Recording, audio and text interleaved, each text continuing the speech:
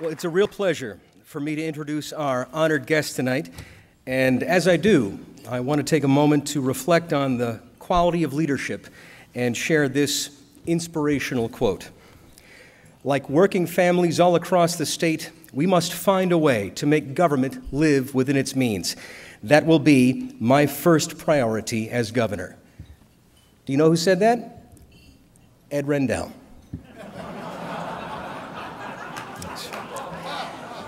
In his first inaugural address, Ed Rendell said that. Just as he began growing general fund spending by 40% over 8 years, just as he began a borrowing spree that doubled Pennsylvania's debt service to $1 billion a year, just before he raised the personal income tax, Governor Rendell said that. Now, my point here is this. While it is easy to make promises, it is much harder to keep them. And our friend here tonight is a leader who has actually done the heavy lifting to make good on what he's promised.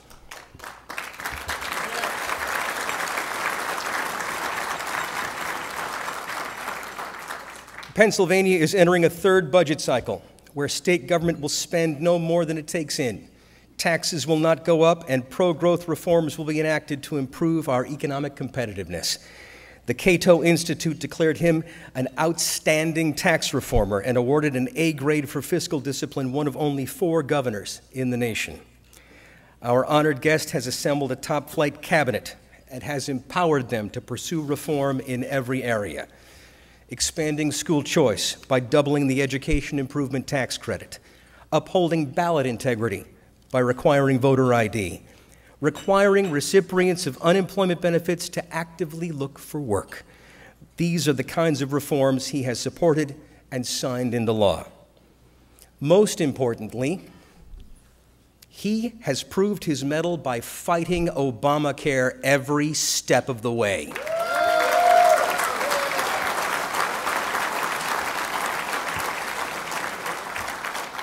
Both as Attorney General and Governor. He has told the federal government that we will not set up their insurance exchange for them.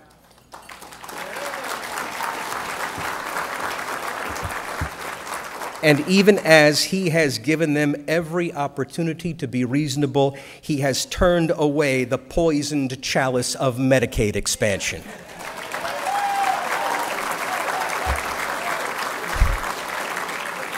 So please join me in welcoming my friend, our governor, Tom Corbett.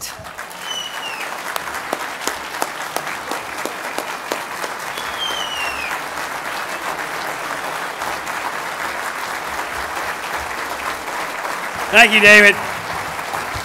Thank you all. You know, I know there's a lot of you. Oh, there you are.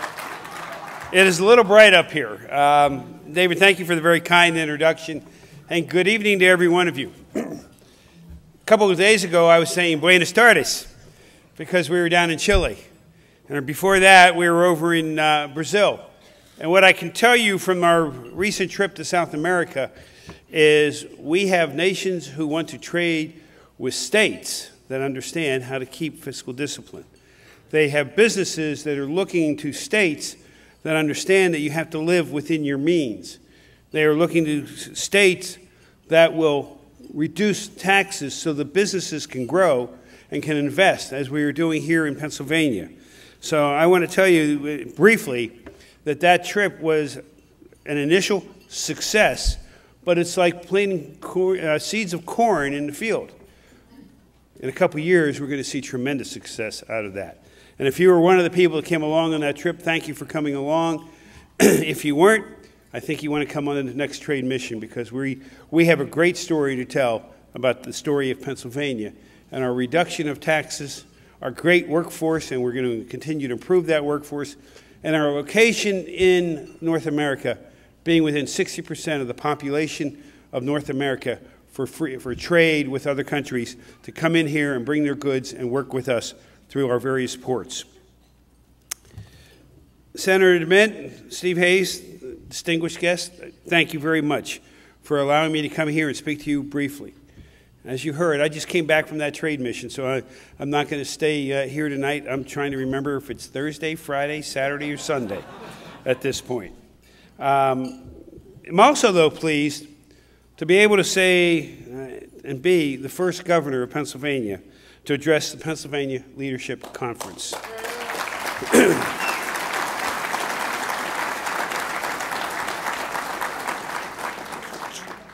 2.5 years ago, when campaigning for this office, I laid out an agenda very different from that of the prior administration. That agenda was certainly different than the one that we see today that is being executed by the President in Washington and by the bureaucracy that occurs in Washington, D.C. That bureaucracy is bent on raising your taxes and spending more money than we have. I promised then that we'd keep your taxes low. And in fact, in some cases, we have reduced your taxes. We have gone to a single sales factor in the corporate net income tax. We have started the complete phase out by the end of next year of the capital stock and franchise tax. And if you're a farmer, we eliminated the inheritance tax on the family farm. That's the right direction to go.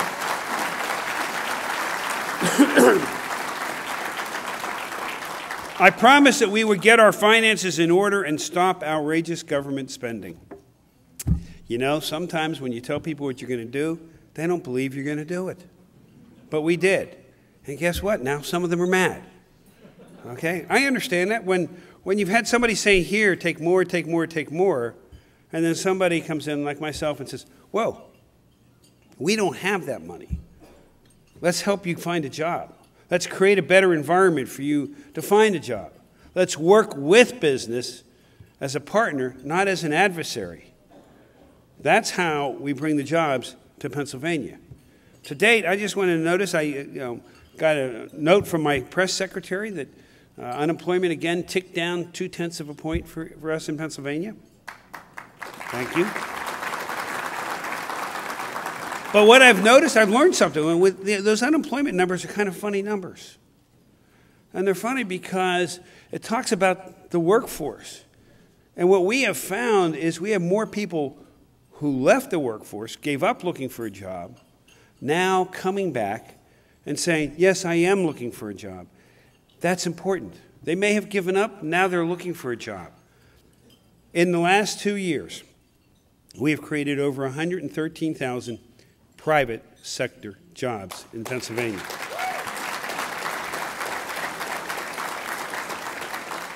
At the same time, yes, I will admit that at the state, county, local, and school district level, there are some reductions in the public sector jobs. I don't know whether it's right sizing or what. But I will say I am looking to see how much I can grow the private sector jobs in Pennsylvania so that the businesses can grow and people can have a good family-sustaining job.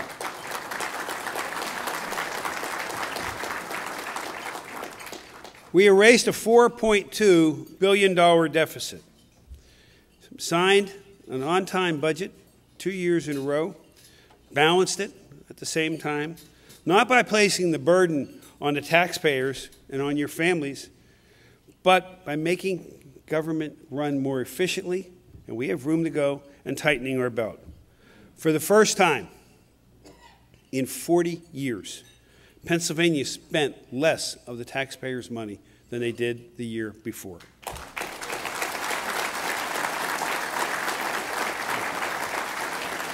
I have made the tough decisions, and the legislature is working with me on those.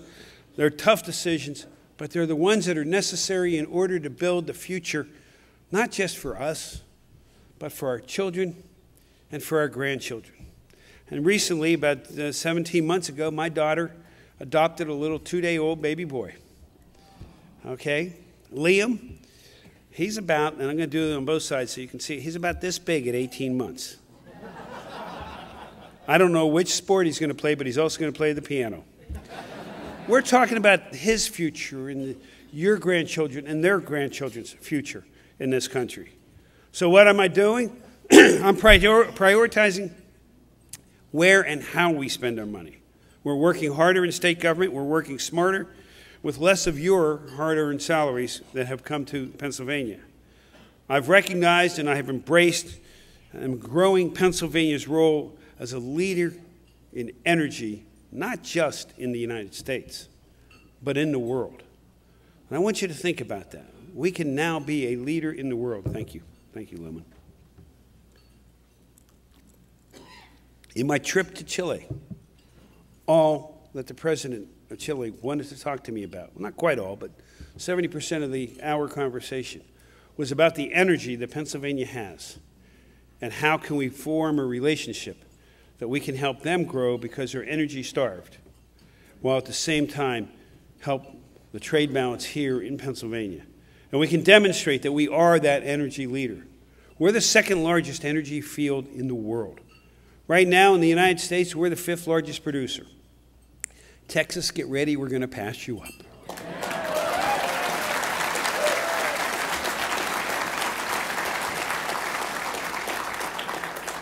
But in these last 2.5 years, as we lowered your taxes, we lowered the barriers for business to come to Pennsylvania, to locate in Pennsylvania.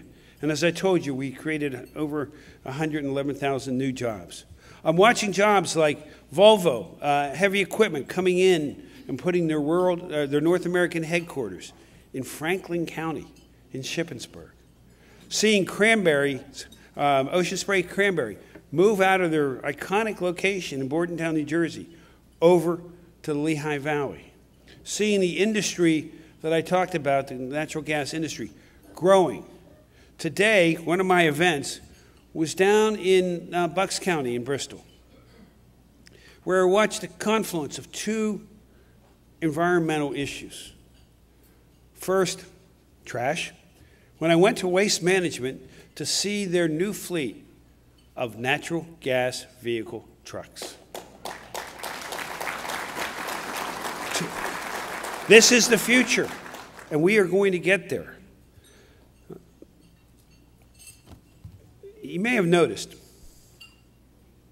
that this year I laid out what I believe to be a very bold agenda. In fact, the newspaper said it was bold. So if they said it was bold, it must have been bold, right?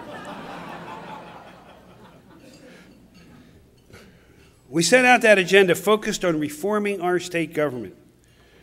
We highlighted that with a plan to get Pennsylvania out of the business of selling alcohol.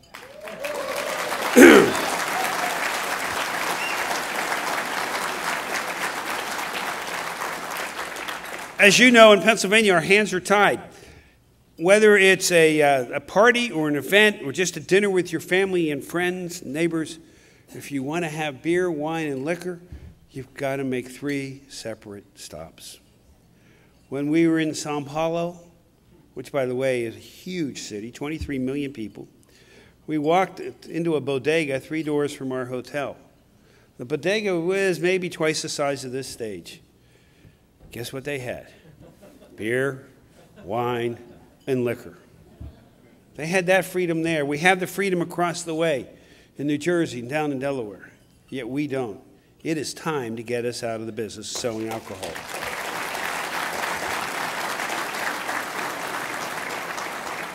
Not only do we as Pennsylvanians and as consumers deserve that freedom of choice and convenience, business deserves the opportunity to create businesses, to create those jobs, those new jobs, to create a boutique wine store if you want, to create and I'll use the word Total Wines, as many people know about over in New Jersey, to create something like that. Selling liquor is not a core function of government. Let us get out of that business. We will not reduce the enforcement. We will step up the enforcement. We will not reduce the penalties, and in some cases, those penalties will be increased if somebody puts our children, our citizens, in harm's way. And we will increase our support by increasing funding for our state police and by better control of what's being sold. You know, if you have a liquor store license and you're a private individual, you are going to guard that with your life. Guard that with your life. You're going to ensure that that person buying the alcohol has the identification. And more likely than not, it probably is a photo identification too.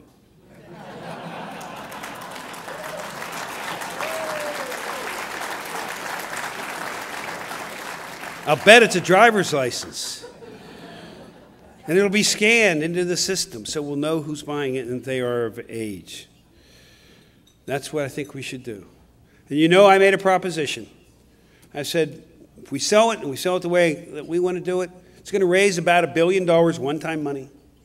And you know, people could say it can go to different areas. It can go to the pension issue that we have. It can go to the transportation issue that we have. And I recommend that it go to education in a one-time area.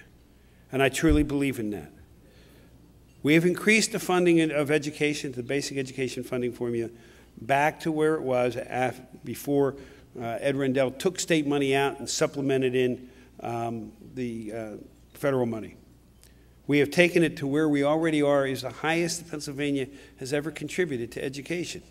We're at 40% of the general fund budget in education, #1 item. But there are some items that I think we can take this money and invest it in. After Sandy Hook, we need to provide schools with the resources, if they choose, to boost safety infrastructure to protect our children, our teachers, and our administrators. We must also increase the learning opportunities in a block grant. And you know, when it's a block grant, you make sure that people understand it's one time. If you like it, you buy it. If you don't like it, then don't look for more money. But those that are academically gifted and those who need special attention can be prepared to go into school and go into higher education or post-secondary education. To prepare our children that when they hit 3rd grade, they can read at a 3rd grade level and do arithmetic at a 3rd grade level. We believe in those programs. So, I don't know if any of our state senators are in here. Yep. You all know what I'm asking you for. It's very hard to see you, so I apologize for not naming you in here. We're asking the Senate to act. The House acted a few weeks ago. Looking forward to the Senate acting. The one thing I know is what I introduced and what I end up getting on my desk is not going to be the same thing. I understand that, but get something to my desk by June 30th.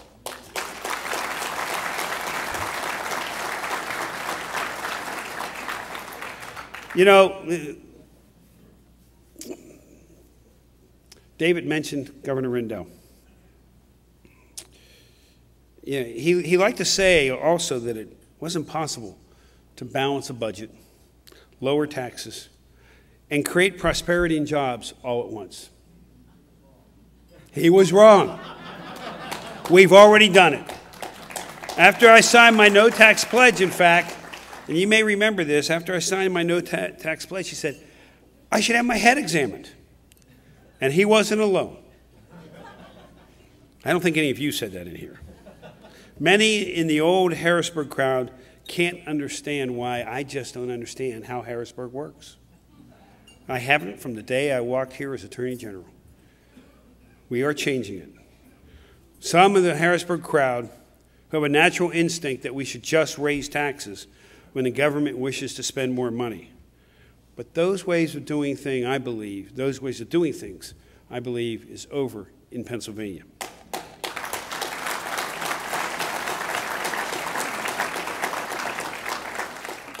We all know that our time-tested and our shared values of individual liberty and limited government are the only ones that work and are right for Pennsylvania and right for our nation today.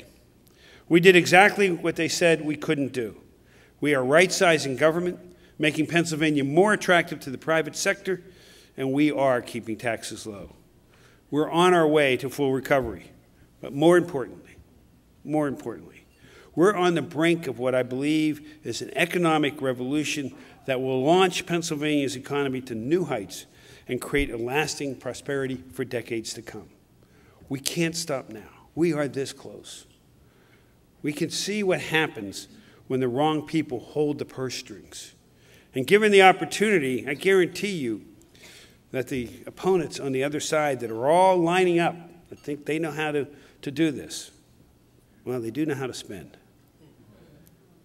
I guarantee you that they will dust off that relic from an era of reckless state government spending or outsourcing Washington's failed policies to Harrisburg, because you know they're just waiting to stick their hands into your back pocket or into your purse, grab your wallet, take that money from hardworking Pennsylvania workers to finance a return to that status quo from 2002 to 2010. So I look forward to working with you to continue accomplishing our goals, to make our Commonwealth a better place to live, clearly a better place to work, and an even better place to raise a family. Thank you for your hard work, for your support, and for your commitment to the principles that we share and the values that we share as Pennsylvanians and as Americans. Thank you all very much.